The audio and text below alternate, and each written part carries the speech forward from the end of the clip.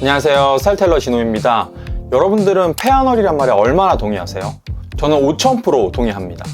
그럼 우리는 어떻게 해야 될까요? 비록 원빈이나 차은우 같은 얼굴은 아니지만 각자의 얼굴 컨디션들을 되도록이면 좋게 끌어올려야겠죠. 이게 어쩌면 우리가 옷을 사고 신발을 사는 것보다 먼저 해결해야 될 숙제인 것 같습니다. 이렇게 얼굴 안에서도 전체적인 피부나 수염 그리고 헤어까지 관리해줘야 될 요소가 굉장히 많은데요. 오늘은 이렇게 우리 얼굴에서 관리해야 할 요소들이 어떤 것들이 있는지 쭉 한번 정리해드리면서 제가 30대 후반부터 40대 중반 달려가는 지금까지 간단한 시술들도 몇 가지 받아봤는데요. 경험해봤던 시술들 중에 정말 만족했던 게 어떤 게 있는지도 같이 말씀드려볼게요. 진짜 오늘 말씀드리는 게 옷 사고 신발 사는 것보다 더 중요한 포인트일 수 있으니까 영상 끝까지 잘 보시고 하루라도 빨리 실천에 옮기시는 걸 추천드립니다. 크게 털이랑 살, 피부 이렇게 세 가지로 나눠서 말씀드릴 텐데요. 먼저 털입니다. 얼굴에 진짜 관리해야 될 털들이 되게 많아요. 먼저 이렇게 머리카락 있고요. 그 밑에 눈썹도 있어요. 그리고 여기 수염도 있고 이제 코털도 있죠. 먼저 머리카락부터 말씀드려볼게요. 진짜 제일 급한 건 20대든 30대든 간에 스스로 탈모가 안 나 싶으면 무조건 병원 가서 진단받고 처방약 받아서 탈모약부터 드세요. 머리카락 다 털리면 오시고 나발이고 아무 소용도 없습니다. 여기서 포인트는 털리기 전부터 시작하셔야 된다는 거예요. 스스로 머리카락이 좀 얇아졌나? 머리가 좀 비어 보이는데? 라는 생각이 드는 순간 바로 병원부터 가셔야 됩니다. 탈모약은 대표적으로 피나스테리드 계열과 두타스테리드 계열 두 가지로 나뉘는데요. 둘 중에 두타 계열의 탈모약이 더 치료 효과가 좋다고 알려져 있지만 보통은 피나 계열로 먼저 시작을 하고 효과가 만족스럽지 못하다거나 하시는 분들은 갈아타시기도 하는 걸로 알고 있어요. 저는 몇 년째 먹고 있는데 아직까지는 피나 계열의 약으로 충분히 만족하고 있습니다. 먹기 전에는 이렇게 가르마를 타면 이 안쪽이 다 보일 정도로 심했어서 가르마를 타지 않고 항상 좀 머리를 짧게 해가지고 왁스 같은 제품 바르고 다니고 그랬었는데 지금은 그래도 좀 나름 빽빽한 편이죠. 탈모약은 이미 털린 거를 다시 나게 해주진 못하고 얇아진 거를 좀 굵게 해줘가지고 여백을 채워주신다고 생각하시면 되고요. 먹는다고 바로 효과가 나오는 게 아니라 6개월 정도는 꾸준히 먹어줘야 효과가 나온다고 들었었는데 저는 한두 달 정도 먹으니까 바로 체감할 수 있는 정도의 효과가 나타나더라고요. M자 탈모의 경우에는 미녹시딜 같은 좀 바르는 약이 있는데 이거는 아직 저도 써보지는 못했는데 사람에 따라서 이 털린 M자 부분에 머리가 다시 나는 분도 있으시더라고요. 약은 처방받는 곳마다 시세 차이가 조금 있어요.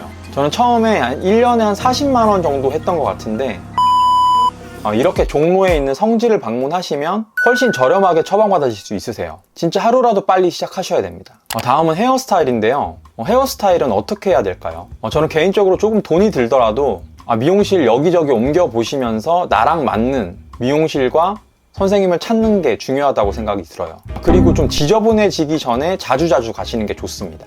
저는 보통 3주에서 아무리 길어도 4주에 한 번씩은 미용실을 꼭 가고 있는데요. 4주쯤 되면 머리가 진짜 산발이 되더라고요. 그리고 요즘 이런 헤어스타일이 유행이래 라고 해서 맹목적으로 그때그때 유행하는 헤어스타일을 쫓아가기보다는 어느 정도는 유행을 따라가되 본인이랑 맞는 헤어스타일을 찾는 게 중요하다고 생각이 들어요. 특히 내가 이마가 굉장히 넓거나 삼자가 다 털려 있는데 요즘 유행하니까 짧은 아이비리그 컷을 하겠다 이렇게 되면 바로 베지터 됩니다. 내 약점을 그대로 노출하게 되어버리니까 역효과가 날 수밖에 없어요. 이런 경우에는 드롭컷을 좀 길게 빼서 삼자 부분을 이렇게 가려준다거나 이렇게 해서 약점인 부분을 보완해 주시는 게 좋고요. 특히 요즘에 헤어스타일 관련된 유튜브들도 굉장히 많잖아요. 어떻게 말려야 하는지, 그리고 열은 어디에 얼마나 줘야 하는지, 또 어떤 제품을 발라서 마무리를 해줘야 되는지까지 다들 자세하게 알려주시니까 보시면서 좀 자주자주 연습해 보시는 걸 추천드려요. 이게 옷은 엄청 좋고 예쁜 걸로 입었는데 머리에는 신경을 아예 안 썼다거나 혹은 미용실 간 지 오래돼가지고 굉장히 덥수룩하다거나 하면 전체적인 룩의 완성도가 엄청 떨어져 보이거든요. 그래서 머리도 옷 입는 것만큼 또는 그 이상으로 신경 써야 될 부분이라는 걸 말씀드리고요. 남자는 머리가 생명이다 라는 말도 있죠. 그리고 제가 옆머리가 엄청 뜨는 스타일인데요. 다운펌을 쭉 해주다가 좀 두피가 안 좋아져서 최근에 몇 개월 안 했더니 영상 보시다가 이제 한 분이 다운펌을 하는 게 좋겠다라고 말씀을 해주셨었어요. 그래서 지금은 다시 다운펌을 한 상태고요. 확실히 깔끔한 느낌이죠. 이렇게 저처럼 옆머리 많이 뜨시는 분들은 다운펌 하고 안 하고에 따라서 깔끔함의 차이가 엄청나게 크니까 여유가 되시는 분들은 다운펌 하시는 걸 추천드려요. 머리도 좀 작아 보이는 것 같지 않나요? 보통 그때그때 유행하는 헤어스타일 같은 경우에 같이 유행하는 특정 패션이랑 좀 세트로 유행하는 경우가 좀 많은데, 이 세트를 너무 그대로 따라하게 되면 뭐 확실히 좀 스타일리시하다, 아니면 뭐 패션에 좀 신경을 쓰는 사람이구나 하는 생각은 들어요. 근데 좀 내가 없어지는 느낌이 들더라고요. 그래서 저 같은 경우에는 지금 유행하는 스타일에 나를 우겨넣는다기보다 나한테 지금 유행하는 스타일을 하나하나 맞춰간다 라고 생각하는 것 같아요. 다음은 눈썹입니다. 눈썹 신경 안 쓰시는 분들 의외로 굉장히 많을 거예요. 저도 얼마 전까지는 그랬고요. 근데 이제 와서 생각해보면 머리카락은 그렇게 주기적으로 자르면서 왜 눈썹은 정리할 생각을 잘 못했을까 하는 생각이 들더라고요. 반성합니다. 눈썹은 정리하는데 시간이 별로 걸리지도 않고 어렵지도 않은데 막상 하고 나서 보면 전체적으로 깔끔함의 차이가 굉장히 커요. 오늘 말씀드리는 다른 것들에 비해서 가장 쉬운 게 이 눈썹 정리인 것 같으니까 당장 한번 해보시는 걸 추천드릴게요. 근데 이게 눈썹 칼 사용이 좀 힘드신 분들이 있을 거예요. 저도 그래서 눈썹 칼은 사용하지 않고 있고요. 이런 코털 제거기를 구매를 하시면 이런 날이 들어있는 것도 있거든요.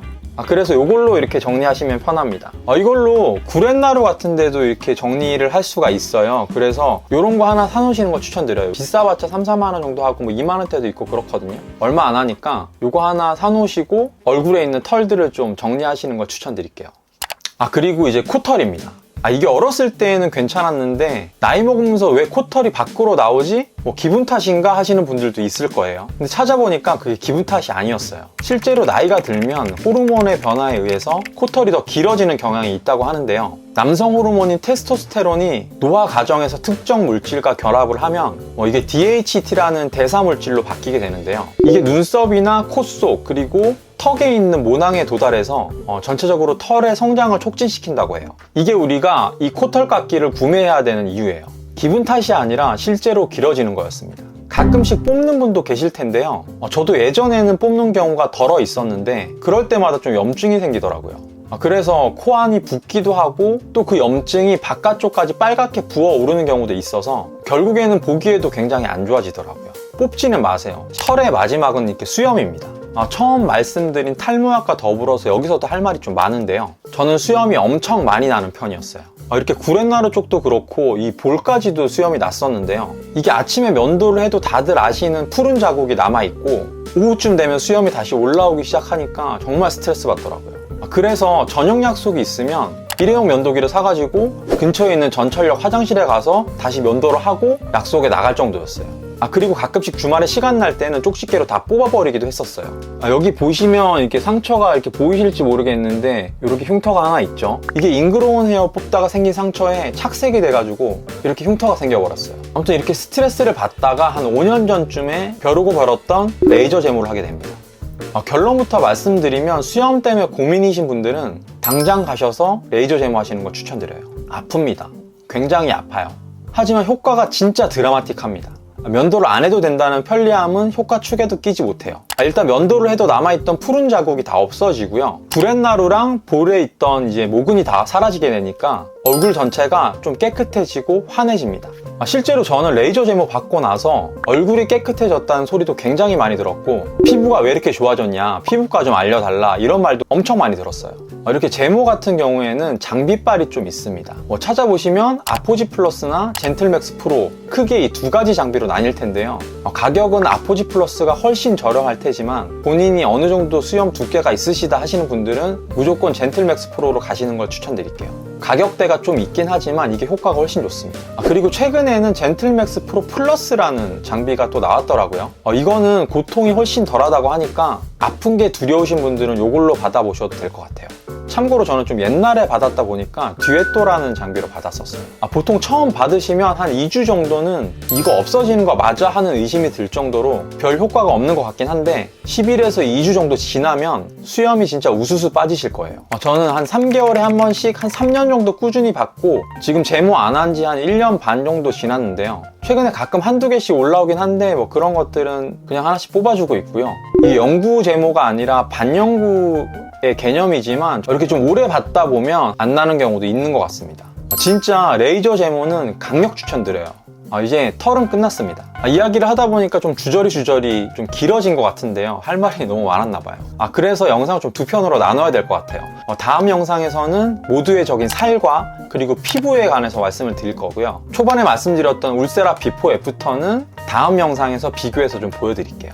그리고 울세라 뿐만 아니라 다른 시술에 대해서도 좀 말씀을 드리겠습니다. 영상이 도움이 되셨다면 구독과 좋아요 그리고 알림 설정까지 부탁드리고요. 시청해주셔서 감사합니다.